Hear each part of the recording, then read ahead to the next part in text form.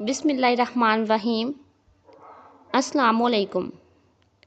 حضرت حسن بصری رحمۃ اللہ علیہ کے زمانے میں اہل بصرہ 60 ڈاکوؤں کی وجہ سے سخت پریشانی میں مبتلا تھے۔ خلیفہ وقت نے ان ڈاکوؤں کو گرفتار کرنے کی بہت کوشش کی مگر وہ ان پر قابو نہ پا سکا۔ ایک رات حضرت حسن بصری رحمۃ اللہ علیہ مسجد جا رہے تھے کہ راستے میں انہوں نے 7 آدمیوں کو دیکھا۔ ان میں سے 6 کے ہاتھوں میں تلواریں تھیں اور وہ دیوار کے ساتھ کھڑے تھے، جبکہ 7واں شخص راستے میں بیٹھا ہوا اپنے پاؤں کو پکڑے ہوئے تھا۔ حضرت حسن بصری رحمۃ اللہ علیہ نے پوچھا، تم لوگ اسلحہ لے کر کہاں جا رہے ہو؟ زمین پر بیٹھے ہوئے شخص نے جواب دیا، اے ابو سعید، میں فلاں ڈاکو ہوں اور یہ میرے ساتھی ہیں۔ بصرہ کے لوگ اور خلیفہ ہمیں 10 برس سے پکڑنے کی کوشش کر رہے ہیں مگر وہ کامیاب نہیں ہو سکے۔ ہم آج ایک دکان پر نقب زنی کے لیے نکلے تھے۔ جب یہاں پہنچے تو میرا پاؤں ایک جلتے ہوئے انگارے پر آ گیا جس سے میرا پاؤں جل گیا، لیکن میرے دل میں اس سے زیادہ جلن محسوس ہوئی۔ میں نے سوچا، جب میں دنیا کی اس معمولی سی آگ کو برداشت نہیں کر سکتا تو آخرت کی آگ کیسے برداشت کروں گا؟ اے ابو سعید، میں آپ کو گواہ بنا کر اعلان کرتا ہوں کہ میں سچے دل سے توبہ کرتا ہوں اور آج کے بعد ان برائیوں سے ہمیشہ کے لیے باز آ جاتا ہوں۔ پھر وہ اپنے ساتھیوں کی طرف متوجہ ہوا اور کہا، میں ابھی تک تمہارے ساتھ شر میں شریک تھا مگر اب میں توبہ کر چکا ہوں، تمہاری مرضی، جہاں چاہو چلے جاؤ۔ اس کے ساتھیوں نے جواب دیا، تو جب اللہ کی نافرمانی میں ہمارا سردار تھا، اب اللہ کی فرما برداری میں بھی ہمارا سردار بن جا۔ ہم بھی سچے دل سے توبہ کرتے ہیں اور آئندہ ان برائیوں میں نہیں پڑیں گے۔ سردار نے کہا، اگر تم سچے ہو تو مجھے بصرہ کی جامع مسجد تک لے چلو تاکہ ہم امیر بصرہ کے ساتھ فجر کی نماز ادا کریں۔ نماز کے بعد میں اعلان کروں گا کہ اے امیر، میں فلاں ڈاکو ہوں اور یہ میرے ساتھی ہیں۔ آپ ہمیں 10 سال سے تلاش کر رہے تھے مگر کامیاب نہیں ہو سکے۔ اب ہم نے اللہ تعالیٰ کے لیے توبہ کر لی ہے، آپ کی مرضی، ہمیں سزا دیں یا اللہ کے لیے معاف فرما دیں۔ سب ساتھی راضی ہو گئے اور مسجد چلے گئے۔ فجر کی نماز کے بعد سردار نے کھڑے ہو کر وہی اعلان کیا جو طے کیا تھا۔ امیر بصرہ یہ سن کر رو پڑے اور فرمایا، اللہ تو توبہ قبول فرمانے والا ہے، میں تم سب کو اللہ کے لیے معاف کرتا ہوں۔ سردار نے کہا، اے امیر، ہماری کچھ مدد کیجیے تاکہ ہم ترسوس جا کر جہاد کر سکیں۔ امیر نے ان سب کو گھوڑے، مکمل اسلحہ اور 50 دینار دے کر رخصت کیا۔ یہ 7 ترسوس پہنچے۔ کچھ دن بعد خبر ملی کہ رومیوں نے مملکت اسلامیہ پر حملہ کے لیے لشکر بھیجا ہے جس میں 2 بڑی سلیبیں اور 20,000 جنگجو شامل ہیں۔ مسلمانوں کا لشکر بھی دفاع کے لیے روانہ ہوا اور یہ 7 بھی ساتھ ہو لیے۔ جب دونوں لشکر آمنے سامنے ہوئے تو ان 7 نے کہا، جب ہم گناہ میں کسی کے محتاج نہ تھے تو اب اللہ کے راستے میں لڑنے میں کیوں کسی پر بھروسہ کریں؟ انہوں نے طے کیا کہ ہم پیچھے سے حملہ کریں گے۔ چنانچہ لڑائی شروع ہوتے ہی انہوں نے مشرکین پر عقب سے دھاوا بولا اور انہیں شکست دے دی۔ رومی بادشاہ نے خبر سن کر غصے سے کہا، 7 آدمیوں نے میرے لشکر کو شکست دی۔ اس نے ایک اور جرنیل کو 3 سلیبیں اور 30,000 کا لشکر دے کر ترسوس بھیجا۔ وہی ہوا، 7 نے پھر پیچھے سے حملہ کیا اور دشمن کو شکست دی۔ اب بادشاہ نے 40,000 کا لشکر اور 4 سلیبیں دے کر آخری جرنیل کو ترسوس روانہ کیا اور حکم دیا، اگر فتح ہو جائے تو شہر کے مردوں کو قتل کر دینا، عورتوں اور بچوں کو قیدی بنا لینا، اور اگر فتح نہ ہو سکے تو ان 7 کے سر لے کر آنا۔ 7 خوش قسمت ترین بہادر مسلمانوں کا واقعہ جو پہلے ڈاکو تھے، مسلمان حسب سابق مقابلے کے لیے نکلے۔ وہ 7 جان باز بھی اپنی پچھلی حکمت عملی کے تحت لشکر سے الگ ہو کر دشمن کی عقب میں جا پہنچے۔ جب لڑائی شروع ہوئی تو انہوں نے پیچھے سے حملہ کر دیا اور دشمن کو بھاری نقصان پہنچایا، مگر اس بار اچانک ان 7 کے پیچھے سے رومیوں کا وہ 10,000 کا چھپا ہوا لشکر نکل آیا جسے پہلے سے پہاڑوں میں چھپایا گیا تھا۔ یوں یہ 7 بہادر گھیرے میں آ گئے اور بالآخر گرفتار کر لیے گئے۔ جب رومی لشکر واپس پہنچا تو ان کا جرنیل بادشاہ کے دربار میں حاضر ہوا۔ سجدہ کیا اور کہا میں ان 7 کو گرفتار کر کے لے آیا ہوں۔ بادشاہ نے درباریوں سے مشورہ کیا کہ ان کے ساتھ کیا سلوک کیا جائے۔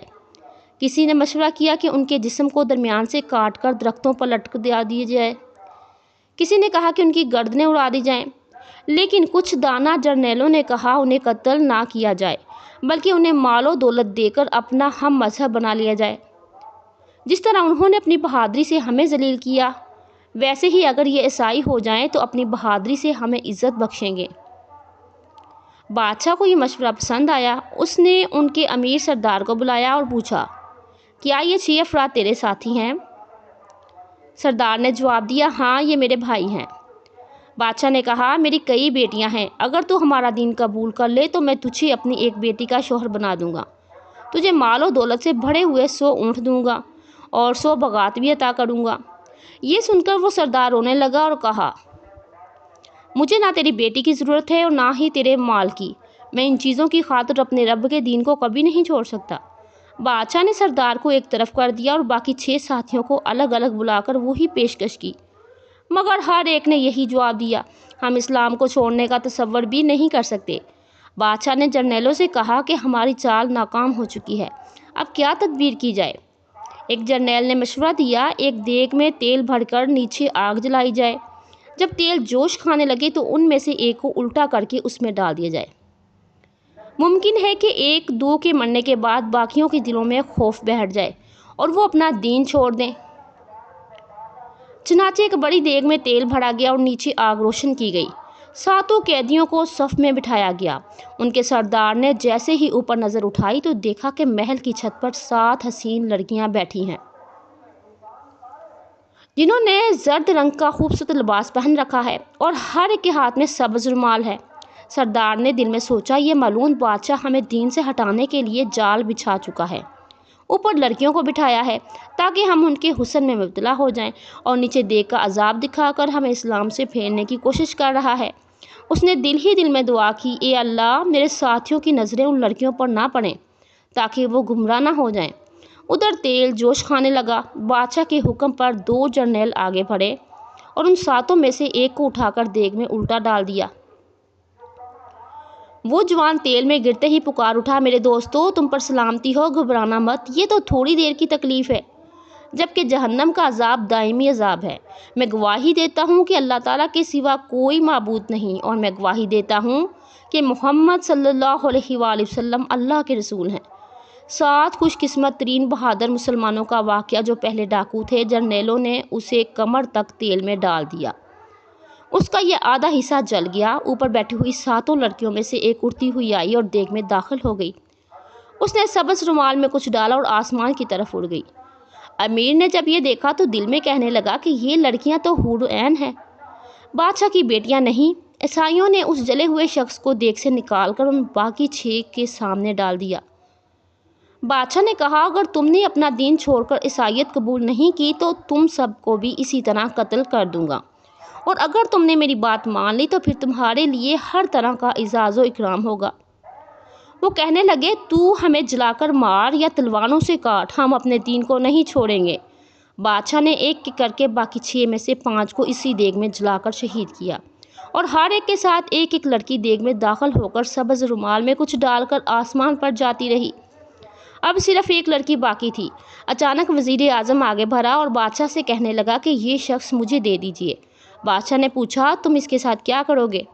وزیر نے کہا، میں اسے اپنے گھر لے جاؤں گا اور اپنی اس لڑکی کو اس کی خادمہ بنا دوں گا جس سے آپ نکاح کرنا چاہتے تھے، مگر میں نے آپ کی زیادہ بیویوں کی وجہ سے انکار کر دیا تھا۔ ممکن ہے وہ اس کے دل کو موہ لے اور یہ اپنا دین چھوڑ کر عیسائی ہو جائے، تب میں اپنی لڑکی سے اس کی شادی کر دوں گا اور اپنے مال میں اسے حقدار بنا دوں گا۔ بادشاہ نے کہا، لے جاؤ، میں نے یہ شخص تمہیں دے دیا۔ جب یہ واقعہ ہوا تو چھت پر بیٹھی ہوئی حور اٹھ کر کھڑی ہوئی اور خالی ہاتھ آسمان کی طرف پرواز کر گئی۔ یہ دیکھ کر امیر کہنے لگا، یہ میری بدقسمتی کی وجہ سے ہوا ہے۔ بادشاہ نے اسے کہا، تم میرے اس وزیر کے ساتھ چلے جاؤ۔ امیر نے کہا، میں صرف اس شرط پر اس کے ساتھ جاؤں گا کہ میں اس کے گھر میں مسجد بناؤں گا جہاں بلند آواز سے 5 وقت اذان دوں گا، شراب نہیں پیوں گا اور خنزیر نہیں کھاؤں گا۔ بادشاہ نے وزیر اعظم سے پوچھا کہ اب کیا خیال ہے؟ وزیر نے کہا کہ اس کی ساری شرطیں منظور ہیں۔ اب وہ مسلمان قیدی وزیر کے گھر آ گیا اور داخل ہوتے ہی مسجد بنانے میں لگ گیا۔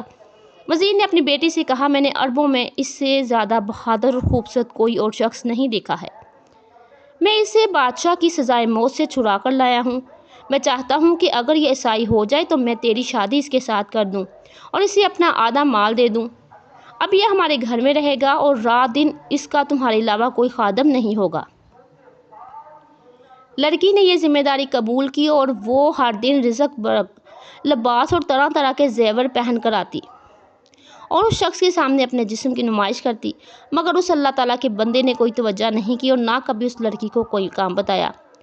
وہ جو کچھ لے کر آتی وہ لے لیتا تھا۔ ایک دن عصر کی نماز پڑھ کر وہ مسجد میں بیٹھا تھا کہ وہ لڑکی کہنے لگی، کیا تم انسان نہیں ہو؟ کیا تم میں مردانگی نہیں ہے؟ تم اپنا دین چھوڑ کر عیسائی ہو جاؤ، میرا باپ ہم دونوں کی شادی کر دے گا اور تجھے مالا مال کر دے گا۔ امیر نے کہا، ہلاک ہو جا، تو نے تو میری نماز خراب کر دی، مجھے نہ تیری ضرورت ہے اور نہ تیرے مال کی۔ وزیر نے تو لڑکی کو اس مرد مومن کے پیچھے اس لیے لگایا تھا کہ وہ اس کے دل کو موہ لے اور اس کے دل میں اپنی محبت ڈال دے۔ لڑکی تو یہ نہ کر سکی، البتہ اس مرد مومن کی شان استغانہ نے لڑکی کے دل کو موہ لیا اور وہ خود اس کی محبت میں گرفتار ہو گئی اور کہنے لگی، کیا تم مجھ سے شادی نہیں کرو گے؟ امیر نے کہا، نہیں۔ لڑکی نے کہا، کیوں؟ امیر نے برجستہ جواب دیا، تم ناپاک کافرہ ہو۔ لڑکی کہنے لگی، اگر آپ اپنا دین نہیں چھوڑتی تو پھر میں اپنا دین چھوڑ دیتی ہوں، اب مجھے مسلمان کیجیے تاکہ میں آپ سے شادی کر سکوں۔ امیر نے کہا، اے لڑکی، یہ کافروں کا ملک ہے، یہاں میں تجھ سے شادی نہیں کر سکتا۔ ہاں، اگر اللہ تعالیٰ نے توفیق دی اور ہم یہاں سے بھاگ کر مسلمانوں کے ملک پہنچ گئے تو میں ضرور تجھ سے شادی کروں گا اور تیرے ہوتے ہوئے دوسری شادی نہیں کروں گا اور نہ باندھی رکھوں گا۔ لڑکی نے کہا، اگر ایسا ہے تو پھر 10 دن بعد عیسائیوں کا تہوار ہے، اس میں بادشاہ سمیت سب لوگ باہر نکلتے ہیں، البتہ بیمار لوگ گھروں میں رہ جاتے ہیں۔ جب تہوار میں 2 دن رہ جائیں گے تو میں بیمار بن جاؤں گی، چنانچہ میرا باپ مجھے تیرے پاس چھوڑ جائے گا، تب ہم دونوں بھاگ نکلیں گے۔ تہوار سے 2 دن پہلے وہ لڑکی بیمار بن گئی۔ تہوار کے دن وزیر نے پوچھا کہ بیٹی، تم ہمارے ساتھ نہیں جاؤ گی؟ اس نے کہا، نہیں، میں بیمار ہوں۔ وزیر نے کہا، کوئی بات نہیں، اب تم دونوں اس گھر میں بالکل تنہا رہ جاؤ گے۔ اگر یہ تمہارے ساتھ حرام فعل کرنا چاہے تو تم مت روکنا، ممکن ہے اس طرح سے یہ اپنا دین چھوڑ کر عیسائی ہو جائے، تب تم دونوں کی شادی کر دی جائے گی۔ لڑکی نے کہا، ابا حضور، میں اس کے لیے حاضر ہوں، البتہ آپ 2 گھوڑے چھوڑ جائیں، ممکن ہے کہ اگر میں اسے بدلنے میں کامیاب ہو گئی تو میں اسے لے کر آپ کے پاس تہوار کے 7 دنوں میں کسی نہ کسی دن پہنچ جاؤں گی۔ تہوار کے دن دوپہر کے وقت لڑکی نے کہا، وہ لوگ تہوار کی جگہ پہنچ چکے ہوں گے، اب شہر میں کوئی نہیں ہوگا، کیا تم مسلمانوں کے ملک کا راستہ جانتے ہو؟ امیر نے کہا، ہاں، مجھے راستہ معلوم ہے۔ لڑکی نے اسلحہ نکالا اور کافی سارے ہیرے جواہرات بھی لے لیے اور خود مردوں کا لباس اور اسلحہ پہن لیا۔ امیر نے بھی اسلحہ زیب تن کیا اور وہ دونوں ترمنوش کی طرف بڑھے۔ یہاں سے کلرسوس کا فاصلہ تقریباً 9 منزلوں کا تھا۔ سفر میں انہیں دوسرا دن تھا اور انہوں نے ابھی صرف 3 منزلیں طے کی تھی تو انہوں نے دور سے غبار اڑتا ہوا دیکھا۔ امیر نے لڑکی سے کہا، تمہاری نظر زیادہ تیز ہے، دیکھو یہ غبار کیسا ہے۔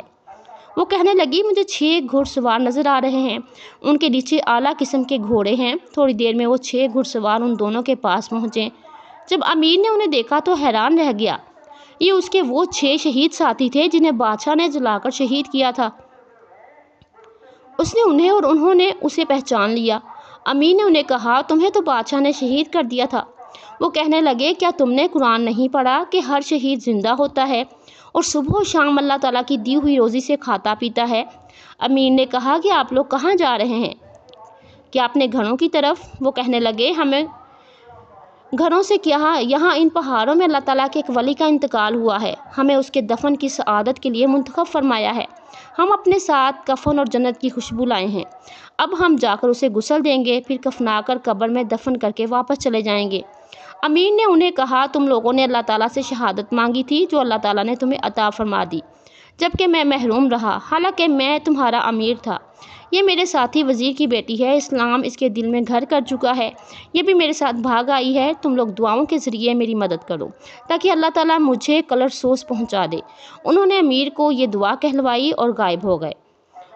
اے وہ بے نیاز جو ظلم نہیں کرتا، اے وہ زندہ قائم جو نہیں سوتا، اے وہ بادشاہ جس کی سلطنت پر کوئی قابو نہیں پا سکتا، اے وہ زبردست جس پر کوئی ظلم نہیں کر سکتا، اے وہ جبار جو کبھی ظلم نہیں کرتا، اے وہ پوشیدہ جو نظر نہیں آتا، اے وہ سننے والا جو کبھی نہیں بھٹکتا، اے وہ انصاف کرنے والا جو ناانصافی نہیں کرتا، اے وہ ہمیشہ رہنے والا جو زائل نہیں ہوتا، اے وہ بردبار جو کھیل نہیں کرتا، اے وہ قائم جو تھکتا نہیں، اے وہ غنی جو محتاج نہیں ہوتا، اے وہ زبردست جسے مغلوب نہیں کیا جا سکتا، اے وہ مضبوط جو کمزور نہیں ہوتا، اے وہ سچا جو وعدہ خلافی نہیں کرتا، اے وہ سخی جو اپنے ہاتھوں سے سب پر عطا کرتا ہے، اے وہ جو اپنی بادشاہی میں محمود ہے، اے بلند مقام والا، اے بلند شان والا، تیرے سوا کوئی معبود نہیں، تیرے سوا کوئی معبود نہیں۔